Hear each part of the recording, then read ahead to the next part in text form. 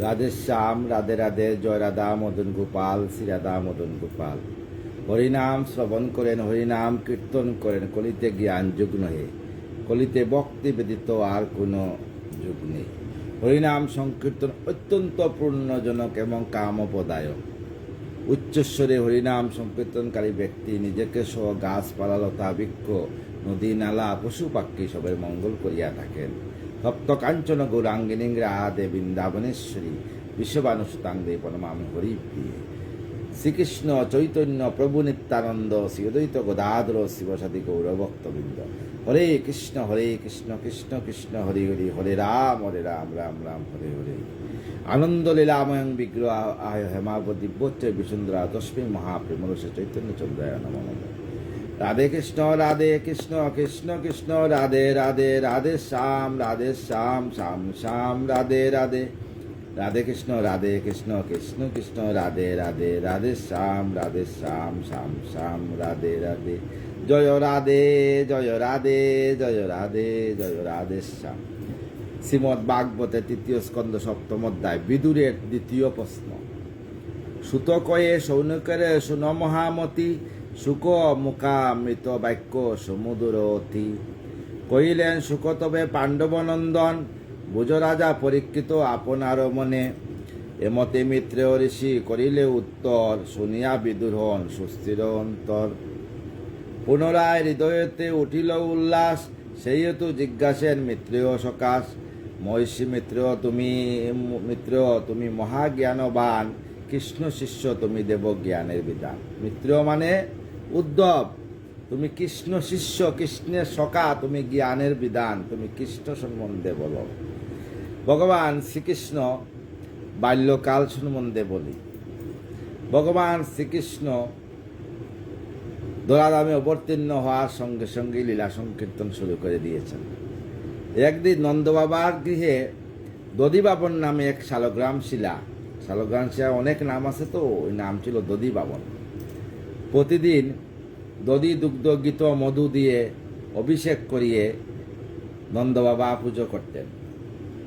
আমার গোবিন্দ যখন বাল্যকাল ছিলেন, কানিক 2 বৎসর হবে বয়স, তখন একদিন মা যশোদা কালো জাম বানিয়েছেন। কালো জাম বানিয়ে, বড় বড় কালো জাম। বৃন্দাবনে জামুন খুব ভালোভাবে বানায়, বৃন্দাবনে খুব প্রিয় কিন্তু জামুন, আমার গোবিন্দরও প্রিয় কালো জাম। তাই কালো জাম বানিয়ে দিয়েছেন। নন্দবাবা দধি দুগ্ধ গীত মধু দিয়ে অভিষেক করছেন। অভিষেক করকে শালগ্রাম শিলাকে যখন বসিয়ে পুজো টুজো করছেন, আর এইদিকে থালের মধ্যে আরো শালগ্রাম। তখন আমার অনাদিরাদি গোবিন্দ সেইখানে উপস্থিত হয়েছেন। হয়ে দেখছেন এইটাও কালো জাম, এইটা আরো বেশি কালো। তখন ভাবছেন যে ওই যে শালগ্রাম, ওইটা বোধহয় কালো জাম, এই কালো জাম বোধহয় খুব মিষ্টি আর অনেক সুস্বাদু, অনেক বড়। তাই পুজো টুজো করে যখন পর্দা বন্ধন করছেন, ওই সময় আমার গোবিন্দ কি করছেন, শালগ্রাম শিলাকে উঠিয়ে মুখের ভিতরে ঢুকিয়ে দিচ্ছেন। তারপরে নন্দবাবা বারবার দরজা খুলে দেখেন শালগ্রাম শিলা নেই। বলছেন শালগ্রাম শিলা কোথায়? কানা, লালা, শালগ্রাম শিলা কোথায়, পাচ্ছি না। তখন আমার গোবিন্দ ভয় পেয়ে ওই আসল শালগ্রাম শিলা নিজের মুঠের মধ্যে রেখে দিয়েছেন লুকিয়ে। বলছেন না, কোথায় আছে দেখো। ভাবছেন যে এইটাও শালগ্রাম শিলা, তাই একটা কালো জামুন ওইখানে উঠাইয়া ফুল টুল দিয়ে সাজিয়ে রেখে দিয়েছেন। তখন আমার নন্দবাবা দেখলেন শালগ্রাম শিলাটা কিরম লাগতেছে। শালগ্রাম শিলাকে উনি বলেন যে আবার অভিষেক করতে হবে। এবার শালগ্রাম শিলাকে বললেন, শালগ্রাম শিলার উপরে তুলসী পাতা নেই, কি হয়ে গেল? শালগ্রাম শিলা যখন উঠাইতেছেন, তখন দেখেন শালগ্রাম শিলার থেকে রস পড়তেছে, ক্ষীর পড়তেছে আর কি। তখন আবার অভিষেক শুরু করলেন এই কালো জামনকে। তখন বলতেছে, কানাই, শালগ্রাম শিলা এত নরম হইল কি করে? তখন আমার গোবিন্দ বলছেন, যে অতিরিক্ত গরমে শালগ্রাম শিলা নরম হয়ে গেছে পিতা দিয়ে। তারপরে এইবার শালগ্রাম শিলাকে প্রভু মুখের ভিতরে ঢুকিয়ে মুখ বন্ধ করে রাখছেন। আবার শালগ্রাম শিলার দিকে তাকিয়ে দেন, এটা তো শালগ্রাম শিলা না, এটা তো কালো জামন। তখন বলছে কানাই হা করতো, দেখেন আমার প্রভুর ভিতরে মুখের ভিতরে কালো শালগ্রাম শিলা। ওইটা নিয়ে আবার বলছেন প্রভু অনাদিরাদি গোবিন্দ, তুমি এই বালক শিশু বালক অপরাধ করেছে, ক্ষমা করো।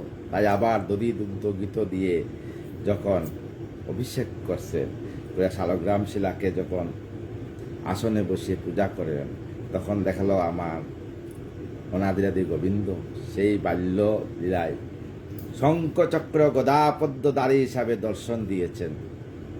আজও সেই শালগ্রাম শিলা আছে অক্ষয় বটে। বৃন্দাবনে যদি যান অক্ষয় বটে দেখবেন শালগ্রাম শিলার মধ্যে আমার গোবিন্দের দাঁতের চিহ্ন আছে। আজ রাধেশ্যাম এইভাবে আমার গোবিন্দ লীলা করছে।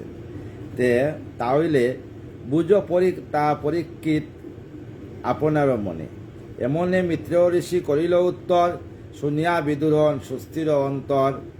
পুনরায় হৃদয়তে উঠিল উল্লাস, সেই হেতু জিজ্ঞাসের মিত্র সকাশ। মহর্ষি মিত্র তুমি মহা জ্ঞানবান, কৃষ্ণ শিষ্য তুমি দেব জ্ঞানের নিদান। পূর্বে যে তত্ত্বের কথা কইলে আমায়, সমস্ত বিশ্বাস মূঢ় নাহি রাখা যায়। হয়েছে বিশ্বাস মূঢ় তাহারও উপর, বুঝাইয়া দেব ওয়ে বিজ্ঞবর। নিগুণ বেদাদি মতে সেই ভগবান, চিন্মাত্র স্বরূপ তারও বিশেষ প্রমাণ। কি কি প্রমাণ আছে? আমাদের সমতা নায়িক বিকার, গুণক্রিয়া সম্ভবিবে কেমনে তাহার। যদি ঋষি কহতা লীলার বিষয়, লীলাই তাহাতেই অতি অসম্ভব হয়। বালক বালকসনে সদাকিরা করে, দুইটি উদ্দেশ্য ক্রমে সাধিবার তরে। একে তো পুনরায় শিশু নিজ অবিলাস, দ্বিতীয় মনের বৃত্তি বিস্তারে প্রকাশ। ঈশ্বর তো শিশু নন নাই অবিলাস, আত্মতত্ত্ব হন তিনি স্বরূপে প্রকাশ। আসঙ্গ কামনা তায়ে সম্ভাবনা হয়, সঙ্গহীন সেই জন একা একা রয়। নিজ গুণে ভগবান সৃজিলেন মায়া, যাহাতে সৃজিতে হয় এই বিশ্ব কায়া। যাহাতে এই বিশ্ব কায়া, সেই বিশ্ব কায়া, সেই মায়া বলে সৃষ্টি রক্ষা আর লয়। পরিতৃপ্ত মন তায়ে নহে মহাশয়। জীবের স্বরূপ মাত্র সেই ভগবান, দেশ কাল অবস্থায় না হয় প্রমাণ। বুধ শক্তি লুপ্ত নাই হয় কদাচন, অবিদ্যায় সহ হয় কি রূপে মিলন। সর্বগত শিহরি সর্বস্থানে বাস, দ্বীপের প্রভাব সম সর্বত্র প্রকাশ। স্মৃতিসম অবিক্রয় হরি ভগবান, সর্বকালে সর্বস্থানে রন বিদ্যমান। আমার গোবিন্দ সর্বস্থানে সর্বকালে বিদ্যমান থাকেন।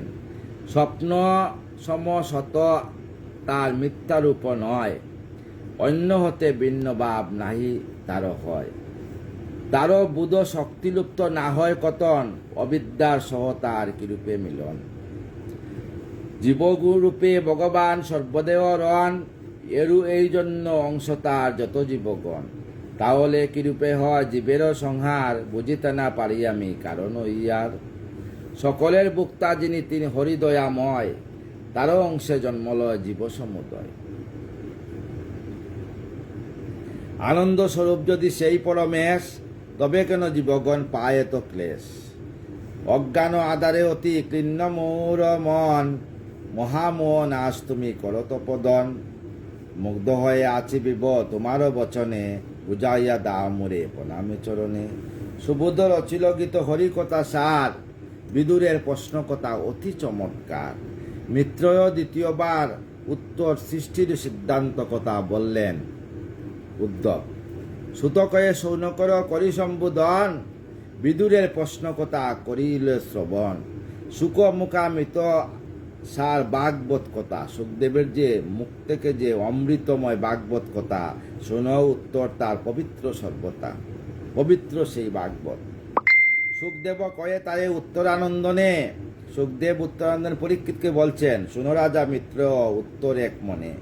বিদুরের প্রশ্ন শুনি মিত্র সুজন বিস্মিত হতে মহামুনি হইল তখন। অতপর মুনিবর স্থির করি মন, উত্তরার্থে কহিলেন এহেন বচন।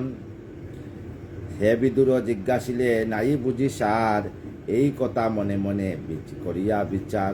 সকলের শ্রেষ্ঠ যিনি সদামুক্ত রন, হীনতা তাহার কিসে কিসে বা বর্তন। শুনবচ্চ এক মনে তাহারও উত্তর, আয়ু যুক্তি আত্মযুক্তি বলে তোমা বুঝাব বিস্তর। অবিদ্যা সম্বন্ধে হয় দুঃখ বন্ধন, বিচার করিলে তারও হবে নির্ধারণ। সুপ্রকাশও সেই ঈশ মায়াতে প্রকাশ, মায়াসীয় বলে করে তাইও প্রকাশ। প্রকাশ বিরোধী তার সেই মায়া হয়, ব্রহ্মের সম্বন্ধে কিসে মায়াতে নিশ্চয়। কইব সে কথা পরে তর্ক ত্যাগ করি, তর্কে নানা দোষ আসে মুক্তি বলে দরি। ব্রহ্মশক্তি নামে মায়া বেদেতে প্রকাশ, তাহাতে স্বরূপ তার জ্ঞানীর আবাস। আশ্চর্য মায়ার বাপ কে বলিতে পারে, না মরিলে মৃদুভাবে সে মায়ায় ডরে। স্বপনে যেমন নিজে কাটে নিজ শির, মায়া বলে মিথ্যা সত্য হয় বুঝদির। জলেতে চন্দ্রের চিহ্ন হইলে প্রবৃত পতিত, জলকম্পে বিম্বমাত্র হয় সুকম্পিত। আকাশে শশধর আছে সদা স্থির, কিন্তু তারও বিম্ব জলে সতত অধীর। আকাশে শশধর চন্দ্র আসে, কিন্তু চন্দ্রের যে বিম্ব জলের মধ্যে দেখা যায়। আত্মাও তদ্রূপ হয় ঈশ্বরের ছায়া, আত্মা তদ্রূপ ঈশ্বরের ছায়া। দেহরূপী জীবে পরে নাম তারও মায়া, এই দেহের মধ্যে আত্মা সেইভাবেই আছে। অনার্থ দেহের ধর্ম মিথ্যা সমুদয়, দেহ অভিমানী জীবে বুধতা হয়। কিন্তু দেহ অভিমান বর্জিত হরিতে, সেই রূপ বুধ নাই হয় কবচিতে। এতএব মায়াতে জি দেখিলে ঈশ্বর, জ্ঞানী পায় আত্মজ্ঞান ভাবিয়া অন্তর। নিবৃত্তি ধর্মেতে যেই হয় অনুগত, ভগবান ভক্তিযোগে হয় সেই রত। তাহারও উপরে হরি কৃপা করে দান, ক্রমে ক্রমে যায় তার দেহ অভিমান। আত্মাতে বিলীন হলে ইন্দ্রিয় সকল, সপ্তজন সমজবে তাকে নিশ্চল। তখনও জীবের ক্লেশ হয়ে যায় দূর, অশান্তি রয়ে না আর শুনে যে বিদুর। মুরারীয় গুণগাতা যে করে শ্রবণ, বিশ্বরূপেতে ক্লেশ হয় নিবারণ।